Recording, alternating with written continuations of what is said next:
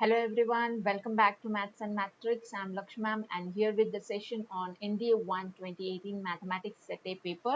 इस सेशन में हम लोग सॉल्व करने वाले क्वेश्चन नंबर 41 ऑनवर्ड्स. ठीक है, तो देखते हैं ये क्वेश्चन जो कि बेस्ड है ट्रिग्नोमेट्री पे. सिंपल सा क्वेश्चन था. देखो देख के रखा है, if x x minus y and x plus y are the angles of a triangle. Note करो, वो बोल रहा है कि ये जो तीन है, ये जो तीन टर्म्स है, these are the angles in a triangle. Angles of a triangle ही है वो. इक्विलैटरल ट्रायंगल भले नहीं है बट वो angles of in a triangle है. ठीक है, और क्या बोला है आगे, such that tan of x minus y, tan x and tan of x plus y are in GP, then what is x equal to. तो ये क्वेश्चन में उन्होंने दे के रखे दो कंडीशन. एक तो ये कंडीशन नंबर 1 बोला कि ट्रायंगल्स के है एंगल. दूसरा बोला कि ये tan of x minus y, tan x and tan of x plus y GP में.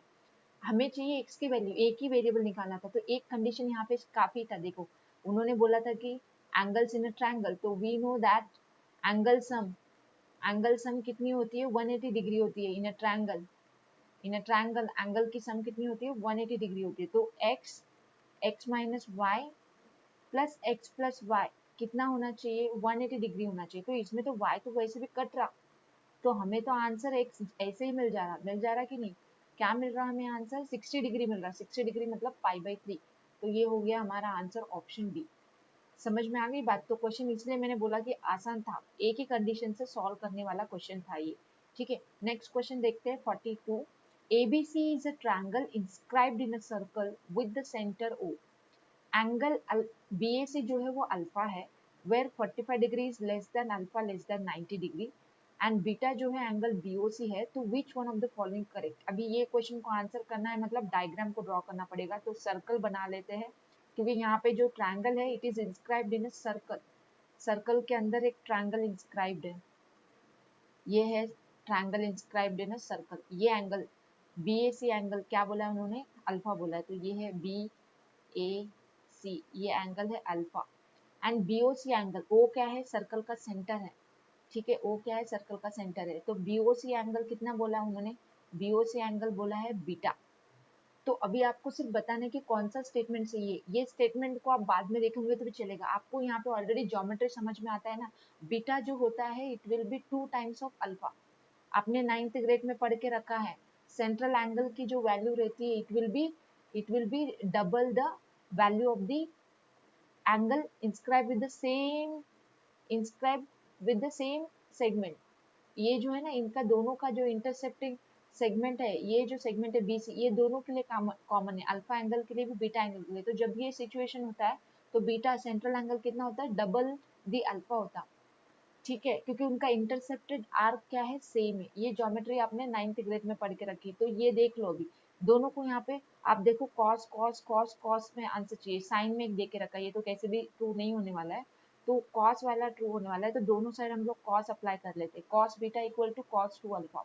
अभी कॉस टू अल्फा का डायरेक्ट फॉर्मूला है ना, ये फॉर्मूला हो गया ना, 1 minus tan square alpha upon 1 plus tan square alpha. ये तो डायरेक्ट फॉर्मूला हो गया. तो इसका आंसर तो स्ट्रेट फॉरवर्ड क्या है, ऑप्शन ए है. फॉर्मूला बेस्ड क्वेश्चन था ये. क्या था, फॉर्मूला बेस्ड क्वेश्चन था. नेक्स्ट क्वेश्चन देखते हैं जो कि हमारा 43 क्वेश्चन. ठीक है, 43 क्वेश्चन पे आते हैं. If a flag staff of 6 metre height placed on the top of a tower throws a shadow of 2√3 metre along the ground. ये जो फ्लैग स्टाफ है इसकी शैडो बताएगी, ये 2√3 है. तो एक बार ये विजुअलाइज कर लेते हैं ना, इतना सा पार्ट. तो हमारे पास एक टॉवर है और उसके ऊपर फ्लैग स्टाफ है. तो मैं टॉवर को बोल देती हूँ ए बी हमारा टॉवर है और फ्लैग स्टाफ है AC.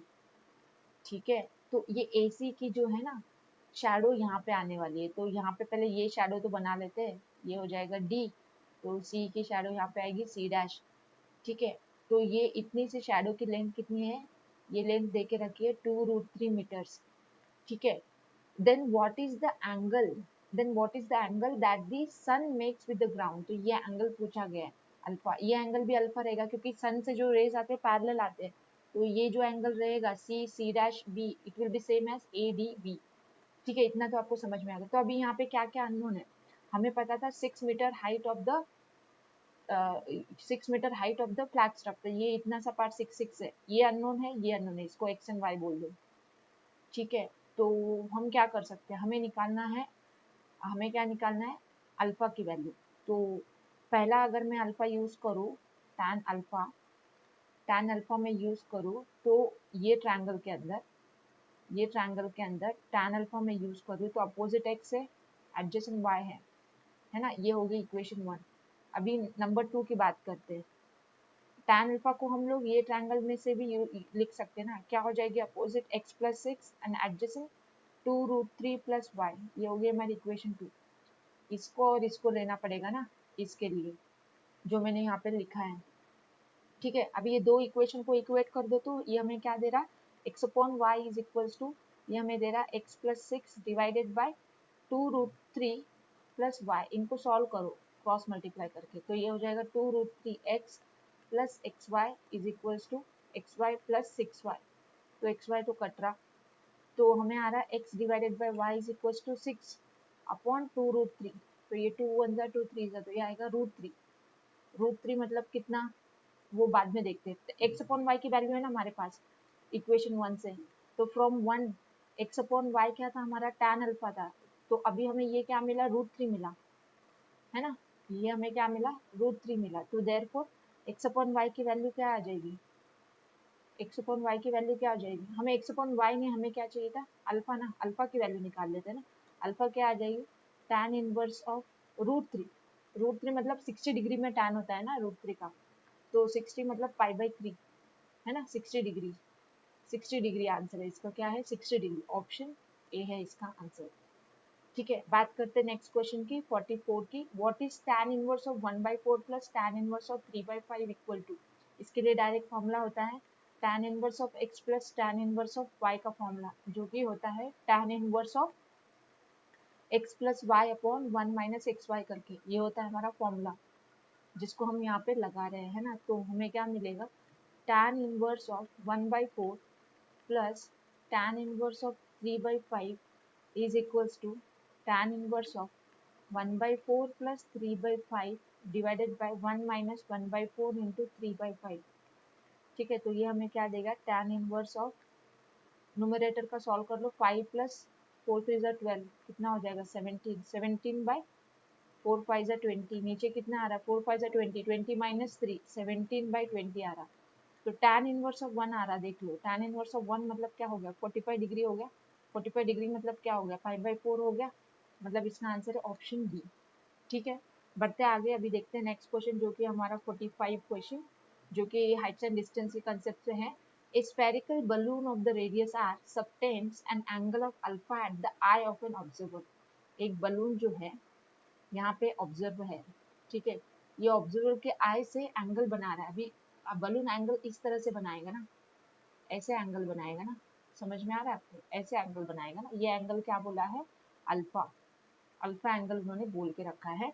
While the angle of elevation of its centre is beta. अभी ये सेंटर का elevation from the same point, centre का एलिवेशन क्या है, बीटा है। तो ये जो एंगल है, ये एंगल क्या है, बीटा है। ठीक है, what is the height of the centre of the balloon neglecting the height of the observer. वैसे मैंने ऑब्जर्वर को पॉइंट बोला है, उन्होंने बोला है कि क्वेश्चन में ऑब्जर्वर का हाइट मत लो, मतलब हम लोग उसको पॉइंट के तौर पे लेंगे। ठीक है, तो हम लोग को उन्होंने पूछा है what is the height of the centre of the balloon, मतलब ये बलून का सेंटर ओ से लेके पीक तक का लेंथ हमें डिटरमाइन करना है, हाइट हमें डिटरमाइन करना है। ठीक है, तो हम सबसे पहले एक चीज यहाँ पे पता है ना, ये है 90 डिग्री का एंगल, है ना। ये सर्कल में देखो, ये सर्कल की चीज यहाँ पे मैं बता दे रही हूँ फिर से एक बार, ऐसे है ना हमारे पास। ठीक है, तो आपको पता है कि अगर आपको पता है कि ये पार्ट जो है ये पूरा अल्फा है, तो ये अल्फा/2 हो जाते, क्या हो जाते, अल्फा/2। ठीक है, तो मैं अगर टैन नहीं ले सकते यहाँ पे, हमें लेना पड़ेगा साइन। क्यों, पता है टैन से हमें मतलब नहीं, हमें हाइपोटेनस इधर काम आ रहा, क्योंकि हमें चाहिए हाइपोटेनस का लेंथ, ये लेंथ चाहिए ना हमें, ये हाइपोटेनस है ऊपर वाले ट्रायंगल के लिए, जिसका एंगल कितना है, अल्फा/2 है, जिसका एंगल कितना है, अल्फा/2 है, नीचे वाला ये एंगल अल्फा/2 है। ठीक है, तो मैं साइन अल्फा/2 बोल रही हूँ, साइन अल्फा/2, अपोजिट क्या है, रेडियस आर, एडजेसेंट क्या है, हाइपो, इसको मैं नाम दे देती हूँ ना, इसको क्यू, तो ओ क्यू हो जाएगा, है ना। तो हमें ओ क्यू की लेंथ क्या मिल रही है, आर कोसेक अल्फा बाई 2 मिल रही है। साइन को इधर लेके आओ, डिनोमिनेटर में 1 अपॉन साइन क्या हो जाता है, कोसेक हो जाता है। तो ये हो गया इक्वेशन 1। अभी इसी में अभी मैं बीटा लगाऊंगी। देखो बीटा कैसे लगाएंगे, ओपी क्यू ट्रायंगल में लगाएंगे। इन ट्रायंगल ओपी क्यू हमें लगाना है अभी क्या, हमें चाहिए हाइपोटेनस दे के रखा है, अपोजिट चाहिए है ना, तो हमें फिर से साइन ही लगाना पड़ेगा। Sine beta is equals to opposite OP, hypotenuse क्या है ओ क्यू, है ना। तो sine beta is equals to OP क्या था हमारा, अननोन है, ठीक है, अननोन है। ओ क्यू हमारे पास मिल गया था, वो था आर कोसेक अल्फा बाई 2। तो ओपी की लेंथ क्या हो गई, R cosec alpha by 2 into sine beta हो गई, R cosec alpha by 2 into sine beta. तो कोसेक के फॉर्म में तो आंसर नहीं है, तो इसको हम लिख सकते हैं आर साइन बीटा अपॉन, एक कोसेक को 1 अपॉन साइन में लिखो, अपॉन साइन अल्फा बाई 2 होगा। तो इसका आंसर क्या आएगा, ऑप्शन ए आएगा। ठीक है, बढ़ते आगे, फिर देखते हैं next question 46। If sine of x plus y upon sine of x minus y is equals to a plus b upon a minus b, then what is tan x by tan y। आसान सा सवाल था, आप compound angle formula लगा के इसको solve कर सकते थे। ऊपर क्या हो जाता, sine x cos y plus cos x sine x, cos x sine y, sorry, divide में क्या आएगा, साइन एक्स माइनस वाई का formula, sine x cos y minus cos x sine y is equals to a plus b upon a minus b R. देखो आप इसको क्या करो, अभी कंपोनेंडो डिविडेंडो लगाओ, बाय कंपोनेंडो एंड डिविडेंडो। अब ये होता क्या है, इधर बता देती हूँ। ये क्या चीज है, न्यूमेरेटर में आप एडिशन करते हो, देखो जब भी आपके पास इस टाइप के रेशियो रहते हैं, दो इक्वल रेशियो, तो कंपोनेंट डिविडेंडो का मतलब होता है a plus B bye A minus B equals to c plus D bye C minus D. Numerator में एडिशन होना, डिनोमिनेटर में सब्ट्रैक्शन होना, ठीक है। तो वो चीज है कंपोनेंट डिविडेंडो। तो यहाँ पे लगाओ, तो जब मैं इसको और इसको ऐड करती हूँ तो क्या कटेगा, ये वाला पार्ट कटेगा, तो मुझे आएगा 2 times sine x into cos y. अभी देखो नेक्स्ट वाली बात, नीचे सब्ट्रैक्शन कर रही हूँ ना मैं, नीचे क्या कर रही हूँ मैं, सब्ट्रैक्शन कर रही हूँ। तो जब मैं सब्ट्रैक्शन करूंगी तो ये माइनस होगा, ये प्लस होगा, समझ में आ रहा है, ये माइनस होगा, ये प्लस होगा। तो क्या कटेगा यहाँ पे, ये वाली टर्म कटेगी और बचेगी डिवाइड में 2 times cos x sine y. Right side में लगाओ a plus b plus a minus b upon a plus b minus a plus b, इस तरह का। तो यहाँ पे b कट रहा, यहाँ पे a कट रहा, तो ये क्या आ रहा, 2 times a upon 2 times b। तो ये 2 तो वैसे भी कैंसिल होना है, ठीक है। तो ये हमें क्या दे रहा, ये हमें दे रहा tan x अपॉन में cos x, ये tan x अपॉन में tan y आएगा, क्योंकि ये cos y को डिनोमिनेटर में लेके आओ ना, साइन का डिनोमिनेटर हो जाएगा, साइन बाय cos तो वैसे भी tan होना है, तो this will be equals to a by b। 2 cut गया ना, a बाय b, क्या आंसर आ रहा है, a by b। tan x upon tan y का आंसर क्या आ रहा है, a बाय b, सॉरी क्या आ रहा है, a बाय b। ऑप्शन क्या है, आंसर है इसका option a। Let's say this question number 47. If sin alpha plus sin beta is equals to 0 and cos alpha plus cos beta is also 0, where 0 is less than beta less than alpha less than 2 pi, then which one of the following is correct? Is it that alpha pi minus beta, or alpha pi plus beta, or alpha 2 pi minus beta, or 2 alpha equal to pi plus 2 beta? तो clearly हमें alpha and beta का यहाँ पे relation निकालना है। तो हमें जो दे के रखा है उसका हम कैसे यूज कर सकते हैं, देखो sine alpha plus sine beta का square plus cos alpha plus cos beta का स्क्वायर अगर हम लेंगे, वो तो 0 प्लस 0 इक्वल्स टू 0 ही रहना है। तो this will be equals to sine square alpha plus sine square beta plus 2 times sine alpha into sine beta, plus यहाँ पे मैं लिखूंगी सेकेंड टर्म के बारे में, cos square alpha plus cos square beta plus 2 times cos alpha into cos beta, this is equals to 0।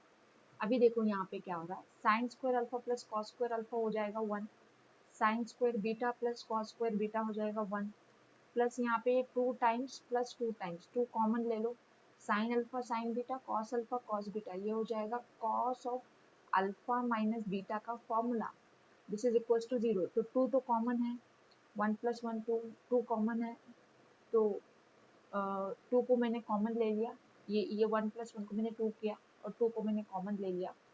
या तो पहले राइट हैंड साइड में भेज देते ना इसको, ठीक है, राइट हैंड साइड में भेज देते, तो 2 times cos of alpha minus beta क्या हो जाएगा, -2। तो 2 कट रहा, हमें क्या आ रहा, cos of alpha minus beta क्या आ रहा, -1 आ रहा। अभी कॉस में किसकी वैल्यू -1 है, कॉस पाई की वैल्यू, ये इंटरवल के अंदर कॉस पाई की वैल्यू है -1। तो अल्फा माइनस बीटा हमें क्या दे रहा है, पाई, मतलब अल्फा क्या हो गया, पाई प्लस बीटा, अल्फा क्या हो गया, pi plus beta. Option b है इसका राइट आंसर। ठीक है, बात करते हैं नेक्स्ट क्वेश्चन की, जो कि हमारा question number 48। Suppose cos a is given, if only one value of cos of a/2 is possible, then a must be, a क्या होना चाहिए। अभी cos a का फॉर्मूला लिखो in terms of cos of a/2, क्या होता है, 2 times cos square a/2 -1 होता है। उन्होंने क्या बोला कि only one value of cos a/2 is possible, मतलब हमें मिल रहा है इधर 1 plus cos a is equal to 2 times cos square a/2। ठीक है, तो ये हमें दे रहा 1 plus cos a upon 2 is equal to cos square a/2, जो कि हमें दे रहा cos a/2 is equal to under the root of 1 plus cos a/2। अभी इन्होंने क्या बोला, इसका सिर्फ दो वैल्यू में एक वैल्यू, या तो प्लस या तो माइनस, कोई एक वैल्यू पॉसिबल है। तो ये पॉसिबल होने के लिए क्या चांसेस है, it has to be odd multiple of 180 degree, क्योंकि ऑप्शन में क्या दिया, ऑड मल्टीपल ऑफ 90 डिग्री अगर लेंगे तो ये जीरो हो जाएगा, ये जीरो हो जाएगा, है ना, कॉस से क्या हो जाएगा, जीरो हो जाएगा, बट 180 पे क्या हो जाएगा, कॉस 180 के ऊपर वो डिफाइन हो जाएगा और उसकी सिर्फ वन वैल्यू आएगी, क्योंकि कॉस से अगर जीरो हो जाएगा तो हमें दो वैल्यू मिल रहे, प्लस और माइनस हाफ, तो ये 90 डिग्री का तो हिस्सा आता ही नहीं है। ठीक है, मल्टीपल ऑफ 180 हम लोग नहीं बोल सकते, मल्टीपल ऑफ 180 बोलेंगे तो फिर उसमें 90 आ जाएंगे ना, है ना, 90 के मल्टीपल्स आ जाएंगे। हमें क्या चाहिए, ऑड मल्टीपल ऑफ 180 चाहिए, तो इसका सही आंसर है ऑप्शन सी। आपको समझ में आ रहा है ना, cos ऑफ a/2 प्लस या माइनस हो सकता है, but cos a has to be what, odd multiple of pi, तब जाके ये क्या हो जाएगा, ऑड मल्टीपल ऑफ पाई होने की वजह से ये क्या हो जाएगा, हमें सिंगल वैल्यू देगा, cos ऑफ a/2 क्या देगा, सिंगल वैल्यू देगा। ठीक है, तो इसीलिए इसका आंसर है ऑप्शन सी। ठीक है, बात करते हैं अभी नेक्स्ट क्वेश्चन की, जो कि है 49।